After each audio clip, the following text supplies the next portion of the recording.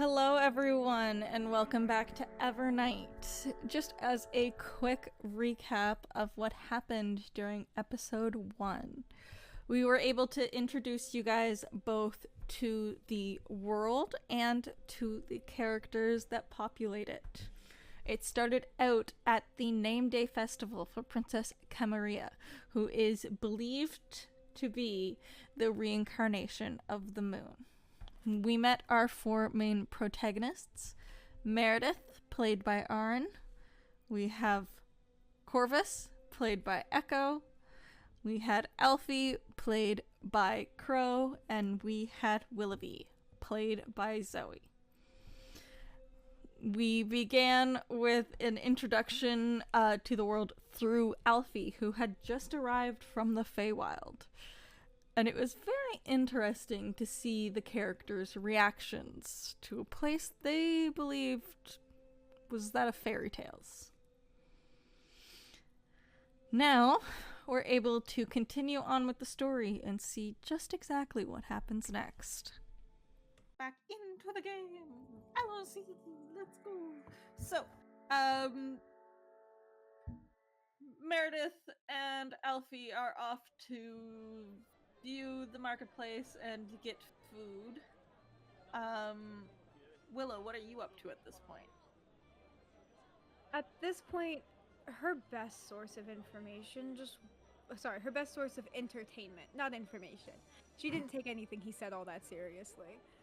Her best source of entertainment just walked away.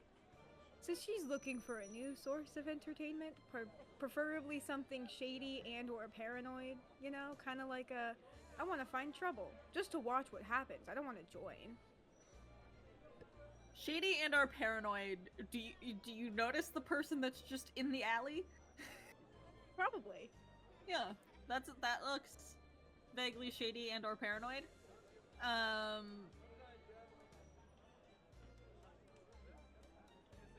Are you gonna approach it all there, or? Yeah, I think she would approach, not necessarily walk all the way up, but move closer to the tiefling, because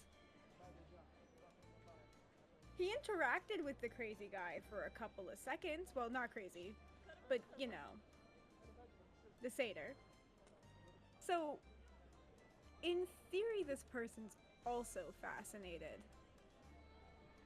by all of that. Yeah, by all of that. Okay. I think she would walk up to him, like, not up to him, but, like, near him. And kind of do that thing where, like, you want, you know, like when you know someone in public, or you think you recognize someone, but you can't tell if you actually know this person, or if your mind is making things up, and you keep, like, looking at them, and then looking away, and then trying to look back to and you catch their attention, and it's super awkward. Like, that energy. Yeah. Unless that's just a me thing. If I think I recognize someone in public, my brain won't let me stop staring at them until I figure out whether or not I know them. Oh, I know exactly what you mean. Yeah. Yeah. So, there's a person staring at you now, but, like, trying to pretend like she's not staring at you. Makes him mildly paranoid. Wow, almost like that was on purpose. I think after, like, the first or second time of, like, accidentally making eye contact, he just would not look at Willoughby again. Just fully does not focus on Willoughby. Just, nope, we're good. Not happening.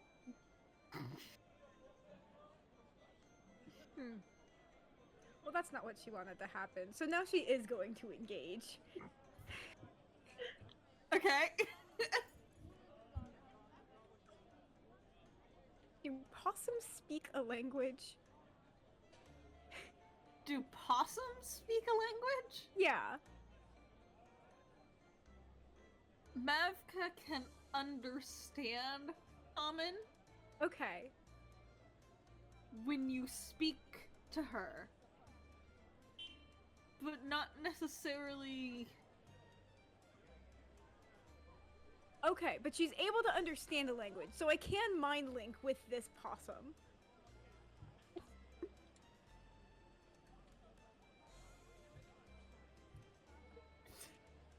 You walked right into that. I did. How you didn't see that's where that was going? I didn't either. Nope. All I right. knew. Yep. It's like, Echo's like, I understand how Zoe's brain works. I knew exactly what she was asking. Oh yeah, same. So, I'm going to telepathically tell Mavka, hey, I need you, sorry, in her voice, can you jump out of my bag and go bother that tiefling? I need an excuse to establish contact? Initiate contact. There we go, that's the word. Okay. And recorded Mavka screams later. We'll record Mavka screams later, yes. Mavka jumps out of your bag and over to the tiefling and starts trying to climb the tiefling's leg. Instantly not a fan. No. He wouldn't do the thing of, like, moving his leg, because I feel like that's a dick thing to do, of, like, think something's trying to climb and you fucking kick it. Not cool. He would, however, like, grab, like, the back of the possum and just The possum is wearing a harness with a handle. Yeah, grabs the the handle and, like, pulls the possum off of his leg and, like, puts it down again, away from him. Oh, automatically goes right back. Willa would walk up to Mavka and pick her possum up and just telepathically, because you was speaking, just go, I'm so sorry about that. It's fine. She gets a bit excited at large gatherings like this.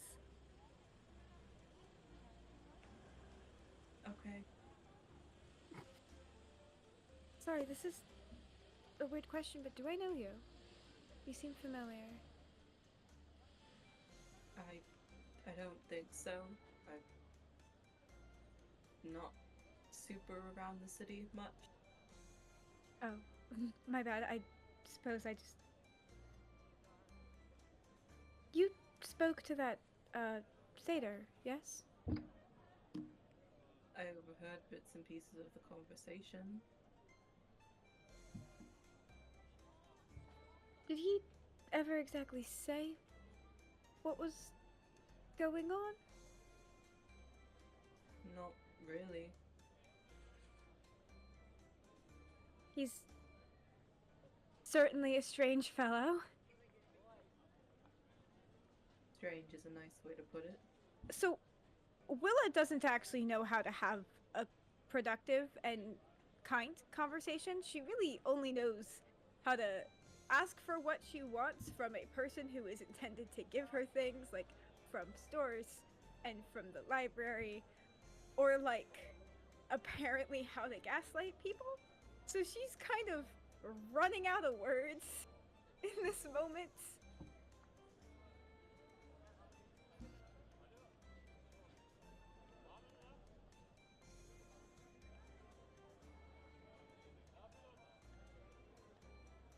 This is great. Such stimulating conversation. Does Corvus say anything back at all? No. Cool.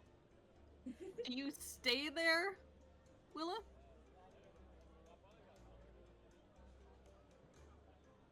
I'm sorry if this is a bit rude, but is there a reason that you're skulking in an alleyway instead of participating in the festival?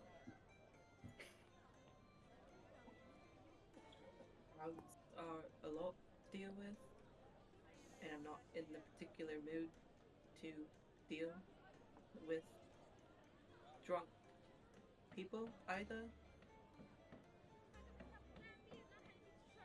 So, and again, pardon if this is rude, why come to the festival? Because I was asked to. Oh.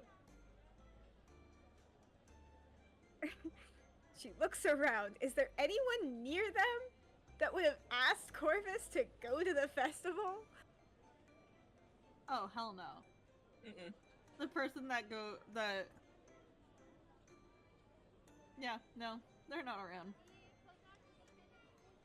I see whoever asked you to come left, perhaps? No, was she, they? I can't Any remember pronoun names. for him. Great. I wanted to double check before I continue that sentence. She's floating about. Right.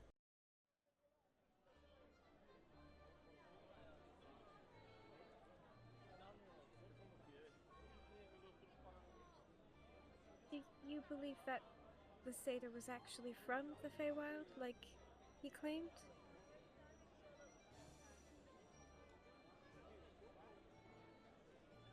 Not entirely certain. I mean, he seemed far too confused about everything that's going on to be necessarily lying about that. That'd be a lot to lie about and keep up in front of dozens of people to not be true.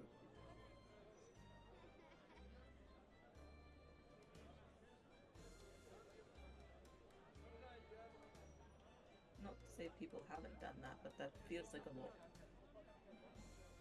I think most of the things happening at this festival are more elaborate than they need to be. I feel like this city does a lot of things in a very elaborate way.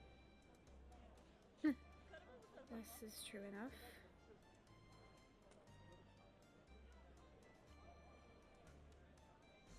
Are you from the city then? Yes and no. I grew up outside the city for a while before coming here. You like it here? It's nice, I suppose, but haven't really traveled much anywhere else.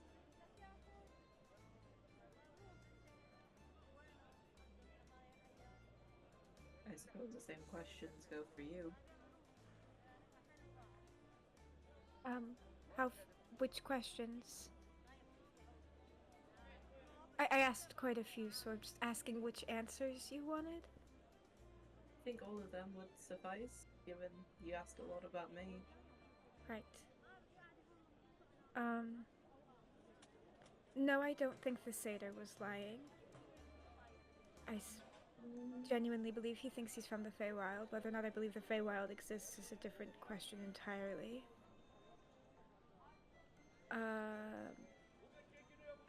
I am from the city. I grew up here. And no, I hate the city, but I'm here. Fair enough. I think that was all the questions I asked. Basically, yeah.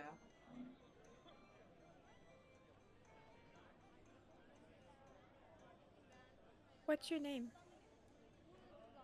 Corvus. And you? Willoughby, but most call me Willa. And Pleasure. this one, she kind of gestures. I feel like she's just been holding Mavka this whole time. Mavka's just hanging like a purse. Just hanging like a purse. And is entirely content being airborne. Is just kind of like, you know, the thing that cats do when they do long cat? Yeah. It's just long possuming. This is Mavka.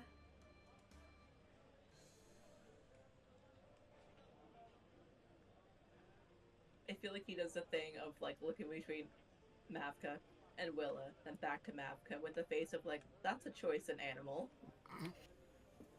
He was a present. Mavka, when notices you looking, like, wiggles in the harness. Back and forth.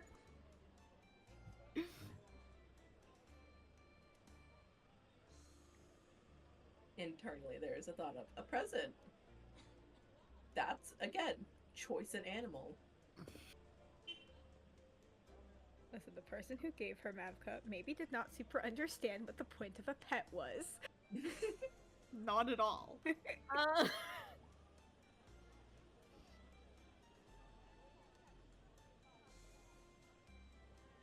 think at that And- point. Oh, sorry. Go ahead. No, you're fine. I was gonna ask if Corvus noticed, because I feel like he would have been keeping an eye on Alfie at this point. Would he have noticed strange figure approach the two of them? Mm-hmm. Cool. Oh, you absolutely saw that. Seeing And- the bottles of liquid, and that there are other people holding similar bottles, can he piece together what that was? You would have heard things before, so yeah, you're definitely able to kind of piece together all of that. Great. So exciting. What have you heard before, Corvus? Care to share with the class? Nope.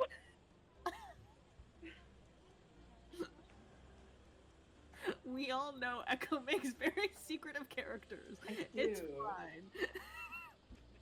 Okay. So, do you do anything when you see that? I feel internally there's a lot of oh fuck, I know what's about to happen. Externally, blank face. Oh, He's roll got an- deception. Roll deception. Oh, yeah. right now. Give me how That's good you fine. are. I can do. That is one of his good stats is deception. Can I roll know. insight? Oh, sure. 24. Oh, I don't know if I'm gonna beat that. I'm not. That was an 11. Oh, Ooh, my shirt's falling off. Man, this Corvus person's got a real straight face. Fair. So does she. So like, But yeah, so you're internally panicking, externally doing fine. But do you do anything?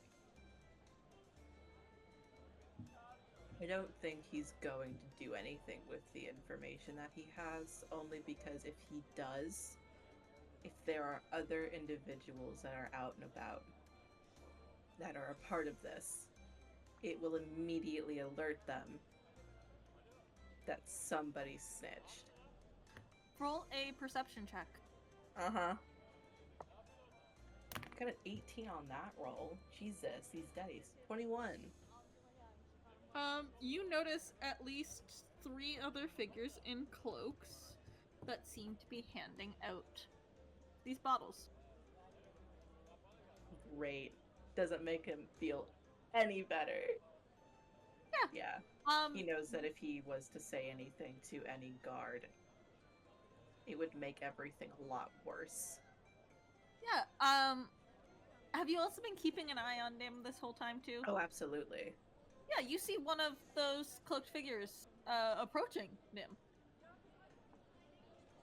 He, not even looking towards Willoughby, would just,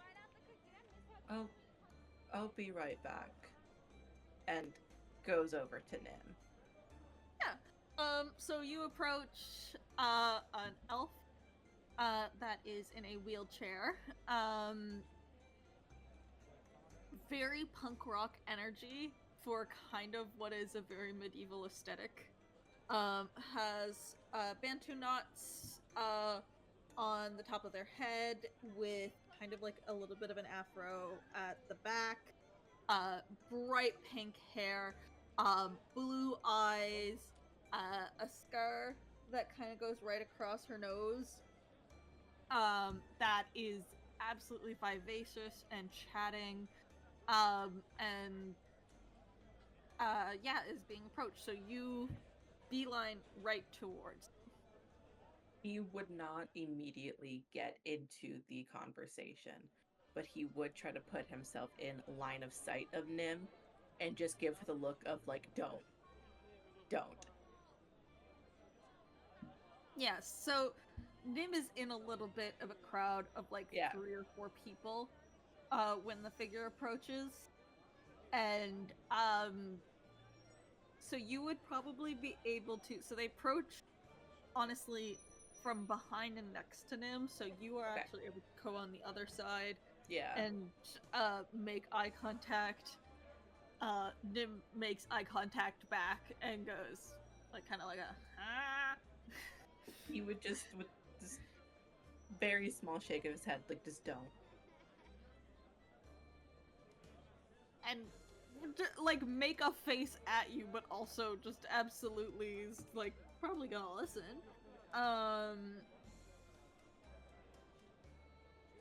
So then, two of the members of the group that Nim was with do take some of the bottles. Roll me a perception check. Yeah. Different set of dice this time. Natural 20. 23. You see two things. Oh god. One, the person that has approached, is like 5'3", deep skin, long blue hair, kind of has like almost like an iridescence to their skin a little bit. You know who this is.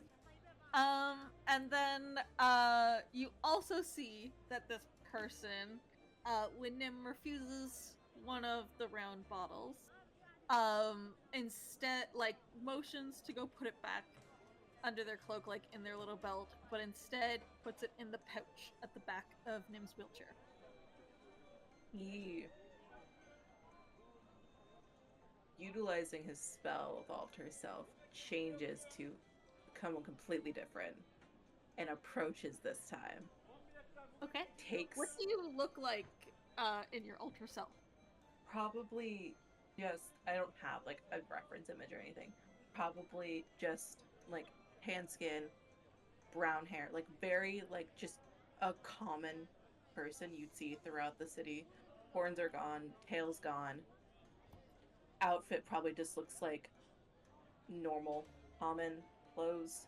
Mm-hmm. This is probably someone that he did look like around when he first met Nim, so Nim is familiar with like this appearance. He really doesn't utilize it anymore because he didn't feel the need to, but Yeah. approaches, like loops around, pulls the like bottle out of Nim's pouch and hands it back over. She refused. I think you should take this back. Oh my gosh, I'm so sorry. I missed my pouch. It must have just fallen in the wrong spot. Thank you so much. That's a far reach, considering she's in a wheelchair. Right around hip height, you know? A little bit farther down than that, but sure, have this back. Yeah! It just takes it back. Okay. Who's gonna go? He waits. So, yeah, that person heads back into the crowd to hand it off to someone else. He would... Nim just kind of looks up at you. You want to go for a walk? Sure. Great. Start walking away. I don't think Nim does. I think Nim might want to go for a roll. Okay, glad we had the same exact thought. Oh my Same god. thought. So, where do you go? I don't think he goes back over to the alley. I think he, like, leaps with Nim around another crowd to drop Alter Self. Mm-hmm. And just... Yeah, no. Mm-mm. I am afraid for what's about to happen. Oh, like... Mm-hmm. Oh. Mm-hmm. Thanks for getting that out of my bag. Mm-hmm. Okay. Yeah,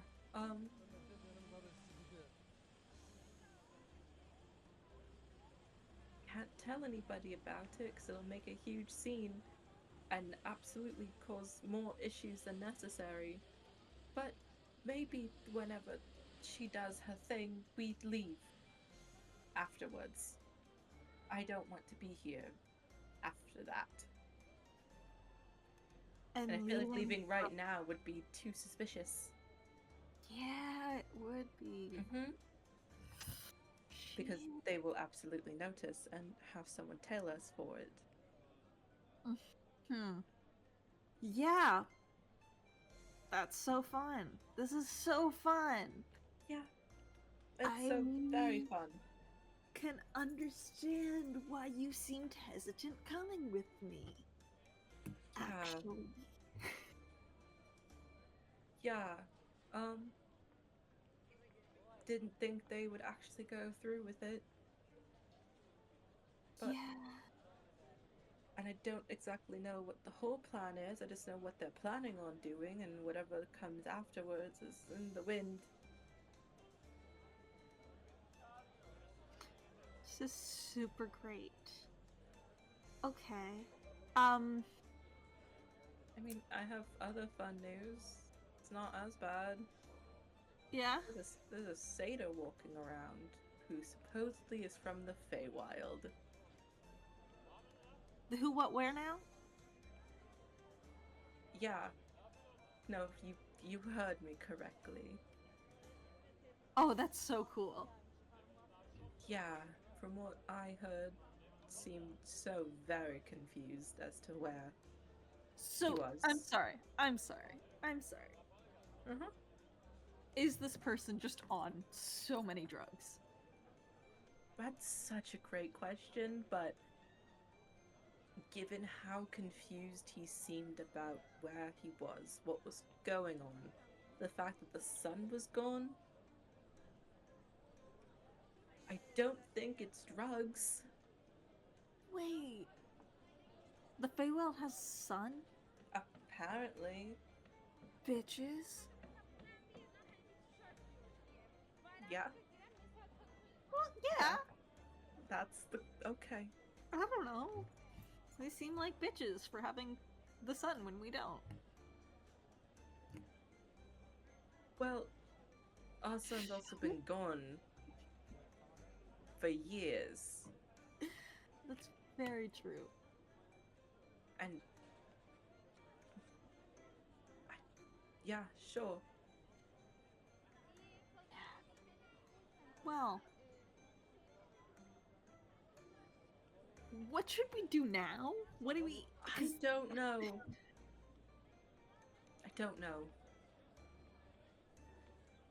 I'm just gonna go back to my little alleyway.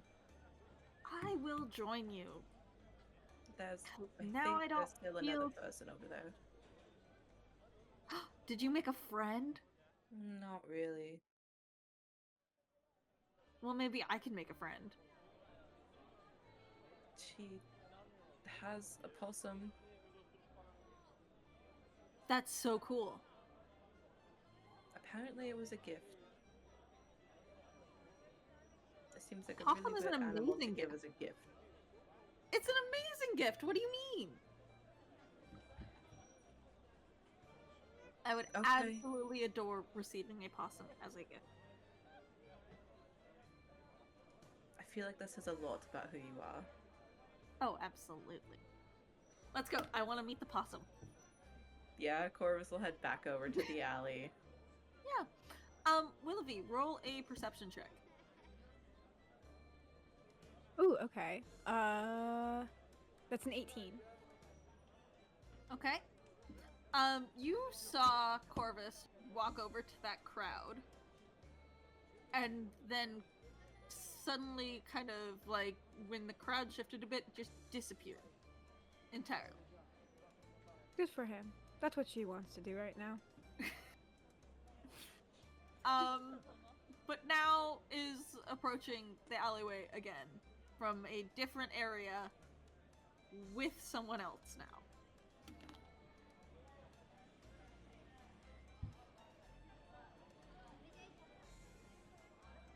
Cool. She has no idea what to say or do, so she's just kind of standing there, probably holding Mavka. Still just letting the possum, long I possum. think she's like kind of cradling it now, because she's really worried that if she leaves Mavka in her bag for too long, she won't have any of her notebooks left, and one of those is like a spell book, so maybe don't eat that. Yeah, no that's- eating the spell book. But the spell I book is see- yummy. I see you om-nomming, Crow. Absolutely not. But the spell book is yummy. No. What do you mean? The spell book probably tastes like bones, so please don't eat it. Okay, so Nim, again, Willoughby is just standing there. Nim absolutely is going as soon as he like pinpoints. Yes, this is the alleyway because there is a person there, and this is the vague direction that Corvus is leading me in. Just goes, just straight shot towards it, and is just there like. Goes right up to Willoughby and goes, I heard you have a possum. And then looks in Willoughby's arms at the possum. Is it friendly? It won't bite if that's what you're asking. Is this mind link? Yeah, it's telepathic. No biting? That's good. Can I pet it? Yes, just she reaches into her bag and pulls out like a small bottle of water. If hand sanitizer existed, she would have people use hand sanitizer before touching her possum, but I don't think it does. So water at the very least. Oh yeah. Nim would do it. Wants to touch possum. Yeah, she would, once she's sure Nim's hands are clean, she would hand over Mavka. This is adorable. How did you not come get me right away when you saw a possum? Because that wasn't my first thought, Nim. Betrayal.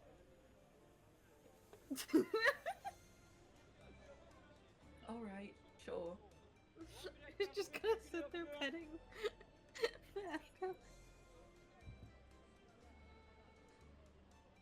Where did you go? To Corvus.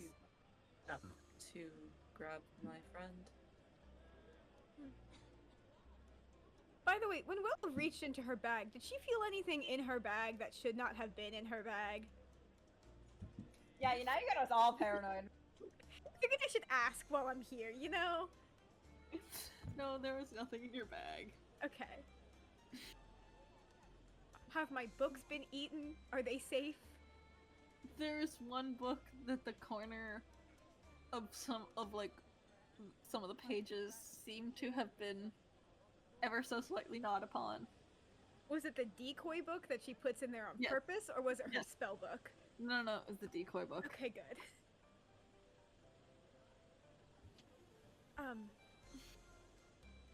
She looks up at the tower. Do you think she's ever gonna come out? We don't know anymore. Feel like they do this intentionally. What, bored people? Drag it out, see how long it takes before people start getting on edge. They draw a massive crowd in, wait for them to get agitated, and then reveal a member of the royal family. Don't know anymore. Done weirder things.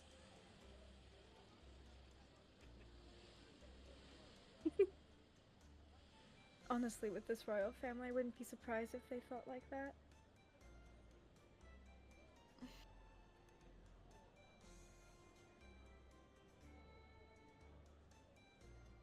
So, and she moves her link over to Nim. You said your name was Nim?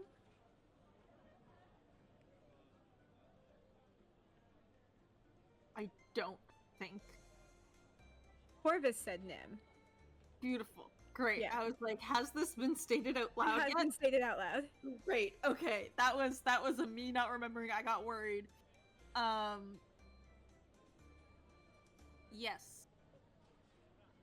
Are you You seem quite young.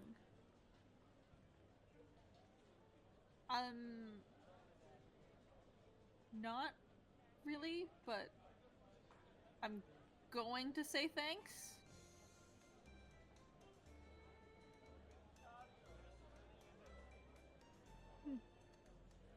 Willa's like, damn, asking how old they are did not work. Except that's not at all what Willa did.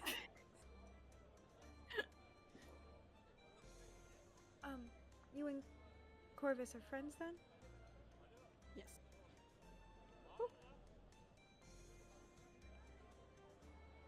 Who are you? Oh, just another person. No one is particularly special.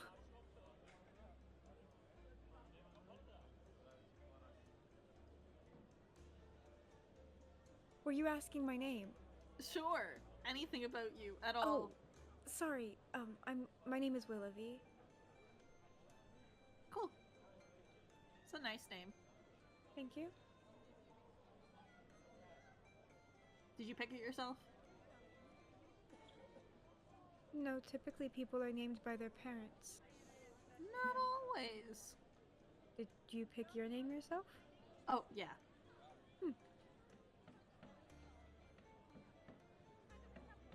And did Corvus pick their name?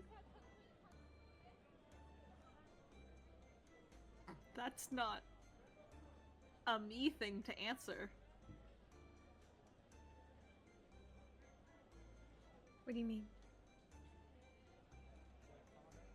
That is not information that I provide about someone I care about. Oh. Therefore, you must ask No, Corvus yes. Sorry. themselves. She does not ask Corvus. Okay. That's not how Willoughby operates.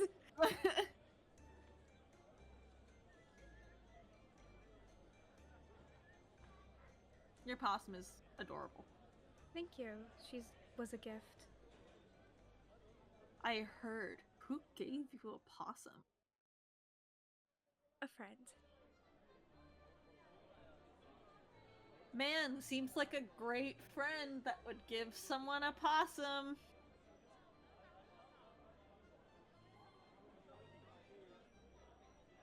Would you like a pet possum, Nim? Oh, absolutely. Remind me, who gave Willa the possum? Was it Oladon or was it the It other was person? Oladon. It was Oladon, yeah. Yeah. Well, I can speak to my friend. I'm sure he knows where to find another. That would be amazing. Yes, absolutely.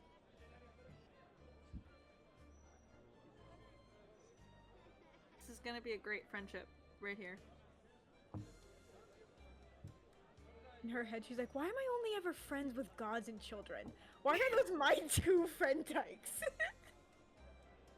I love the fact that I am fairly certain that Nim is older than Willoughby. Yep, Nim is older than Willoughby. That makes it more funny. I've been imagining Nim as like a 16-year-old. Oh no, Nim is 23. Oh. Yeah.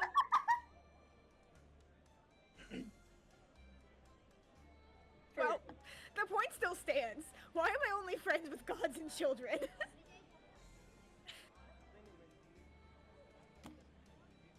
Well, now you're friends with weirdos too. Yeah, that is absolutely how that works.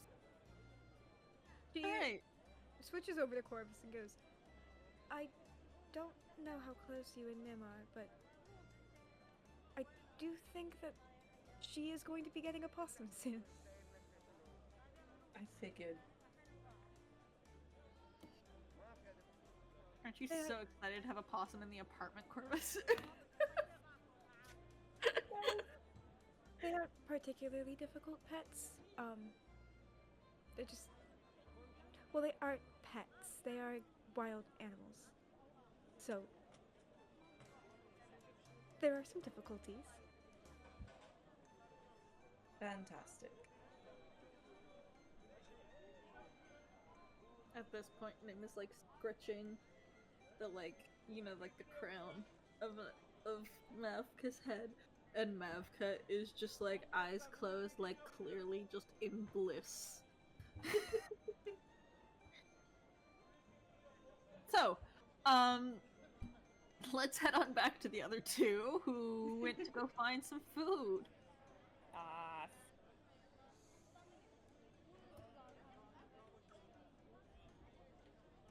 So, where do you guys go Yeah. in the market? We wanted to look for food and also to find whatever vendor was selling those bottles of alcohol. Alright, roll. Oren's face so right mad about it. I'm so mad about it. Aaron, no. Roll me, investigation checks. Oh, that was awful. Same. Why can't I roll for shit today? Because fucking Echo stole all of the good rolls. In fairness, David I've steals also all been of our rolling good very well rolls. today. I'm just really glad we have not done a combat, because TPK is not how I want to start the stream. Very funny, to be honest. Like, It would be. do all that It'd be such a promotion fucked for all of way. our characters. It'd be such a fucked way to start a D&D campaign. It would. Like, we put up promotions of all of our characters, and it's like, no, actually, not them. Okay. Alright, what were yours' rolls? 8. Y'all can't find anything at all. There is no one selling alcohol, and there is surprisingly no one selling food in the area that you guys are in. Is there anyone selling, like, flowers?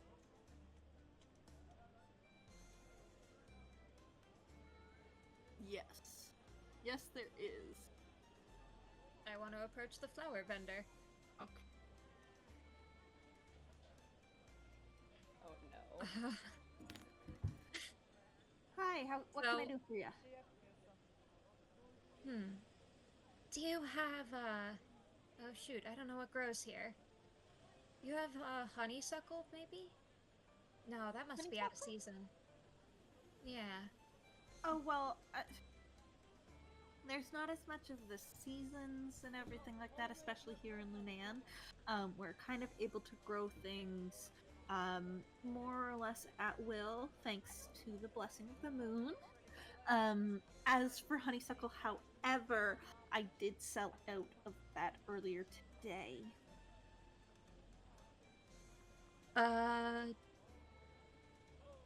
You've got roses, I'm assuming? Yes. Okay. I'll take 2 or 3. Yeah, there are some beautiful white roses. All of the roses that are on display here are white. There are no, like, traditional red roses, or anything like that. It's all white. And she pulls out a few. That'll be, 2 copper. Copper. I understand. Oh. They aren't... It's difficult to grow them, so they are, a few copper, yes. And I also understand, that it might seem a little expensive, but it is the festival after all. Meredith. Yes. You guys... You don't just give things at festivals, you pay for them.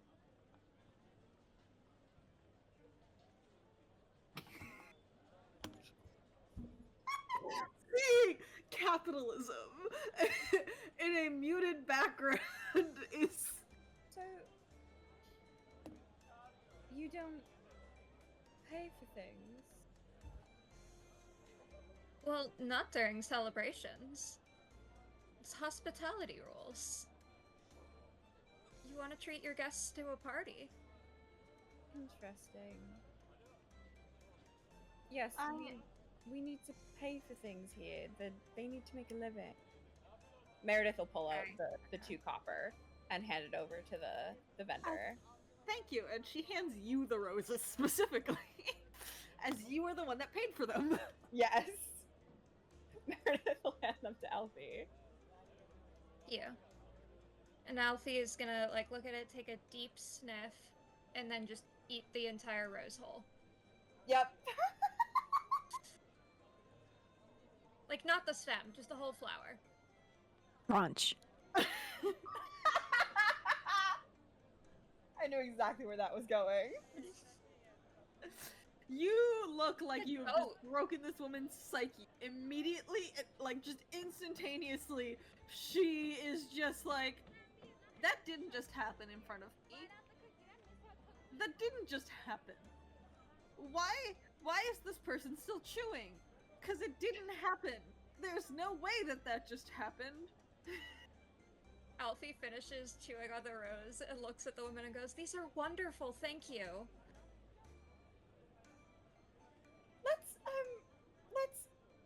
Let's keep walking. Let's keep walking. Okay. Do you want one? No. So we don't typically eat flowers. Oh, you don't? I mean, roses are No. definitely not the flowers I normally go for, but... When in Rome. We don't flowers.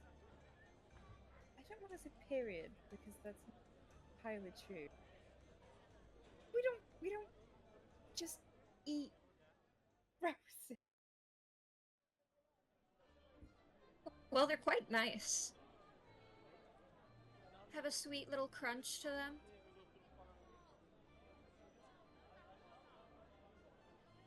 Although you have to watch out for thorns. I'm not big on eating stems as a general rule, but gotta be careful with roses.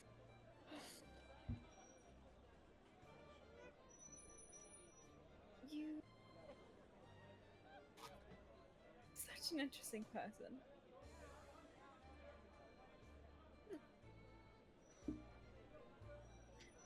To be fair, I would normally prepare them a little more. I don't just go around eating flowers off the ground. My mother, at least, she made incredible rose soup. She'd get all the petals and roast them for hours in a pot of, well, it was a stock made of a bunch of different things. It was really great. But I'm not gonna start cooking here. So, Alfie's mom put a lot of faith into the structural integrity of rose petals to be putting them in a whole ass stew. Oh, they didn't say solid petals. They just kind of flavored the stew. right around this moment is when trumpets sound, drawing the attention towards the tower. Everyone's attention towards the tower. Oh, I guess we won't get a drink for whatever that special ritual is.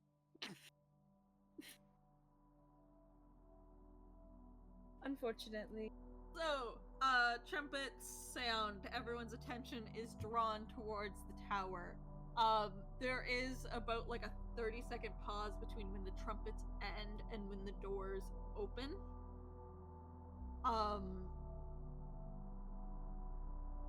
It seems like there is a spotlight that is shining from inside the door out, and so the person emerging is backlit, and it looks very ethereal immediately.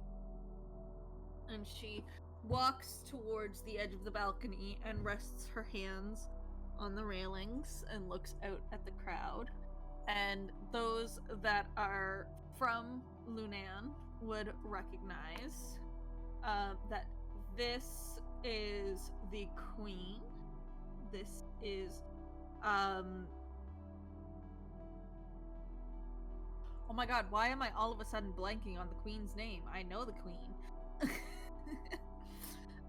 This is Queen Ailey. She is a very stern looking woman. She has very tight features, very angular features. Her cheeks are very hollow, and her hair is pulled back, and Nothing is out of place at all in her entire look. She is evidence of pristine. She, like, there is not a single thing that could be taken as anything else than elegance.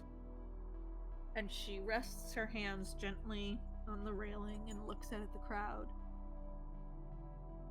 And has another pause, another 30-second pause as she looks out at the crowd to build up the anticipation just a little bit more.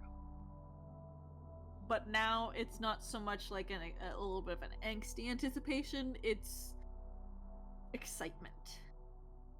And then she speaks.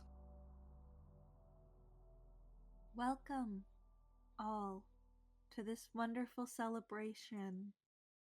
I cannot tell you how truly amazed I am at the show of support and love for my daughter.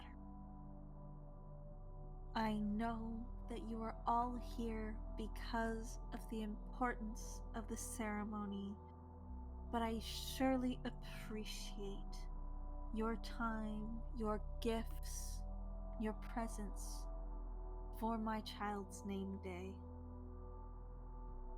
It is an exciting time for everyone, and I also understand that I am not the one you are all here for.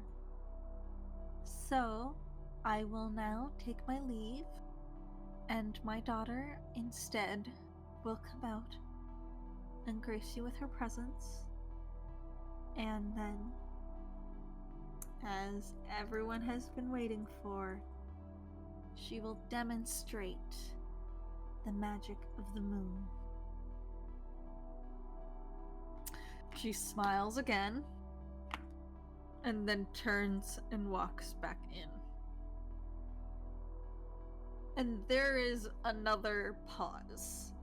And it's weird because everything else has been timed. Like, since the trumpets first sounded, everything else has been timed for 30 seconds, a minute, like 30 seconds. Like, it is all, like, in increments exactly. And this one, it feels like something is supposed to happen at one of those increments. And it just feels so disjointed when it doesn't happen on those increments. At one, like, you wait the minute and 30 seconds, and you're like, okay, so it'll be 2 minutes. And then, like, kind of partway through that, you see the princess appear in the doorway. And it's kind of a little bit jarring, the way that everything has been so precise up until this point, and then this all of a sudden is not precise. And she stands there. She's in a beautiful navy blue gown that seems to sparkle like stars, and her long hair is hanging both behind her ears, and there are little pieces in front of her ears as well. When you see her, she looks very pale, and her hair is very white, and it's hanging beautifully, but it's also very thin, and everything just gives off an air of being sick. She doesn't look strong, she doesn't look healthy. It feels like there's something off. But she's there, and she steps out slowly and makes her way towards the edge of the balcony as well, and puts her hands on the railings, very much clearly trying to imitate the way her mother had just done this. But it's just not the same at all. She does not have the grace and the elegance as much. and she looks out at the crowd and puts a smile on her face. Thank you, everyone, for coming. I have no reason at all to delay what you're all here for, so I'm gonna do this. And she swallows and takes a step back, and that was definitely not as elegant as the way her mother spoke, but she's definitely trying her best. And when she steps back, she holds her arms out in a very big display and begins. Anyone that knows magic would see that this is some kind of somatic component where her mouth is moving, something is happening, she is beginning to cast some sort of spell, and over the crowd, a light is beginning to kind of converge into a ball above the crowd, and it looks like it's working, and everyone is starting to whisper, and the crowd definitely seems excited. And then there's the sound of glass breaking, and she stops, and then another sound, and there's several different bottles that seem to be breaking against the silks that are adorning the balcony and drenching the fabric in some kind of liquid. And she has stopped entirely, and the magic has dissipated immediately, and she kind of takes a step back because Pooh is throwing stuff at the balcony. That seems dangerous. The guards start to encircle her as she moves back to go back into the tower, and at that moment there is a stark shock of light that kind of coming from the back of the crowd and traveling over the crowd, bursting through the magical light that was forming and basically bursting it into a starlight that just starts to shimmer all over the crowd. It falls like snow, but it's particles of light. And then the banners catch fire as the light that had been shooting over the crowd hits the silk that had been covered with the liquid, and it's burning, and it looks like it will be burning up everything there. And it looks kind of terrifying because of how much fabric and banners and silks are kind of everywhere in the marketplace. This could easily get out of control. And then the flames seem to shift. They seem to hold themselves together and compress into something smaller, and then you're kind of able to read a word being written out in the flames, and it spells out liar.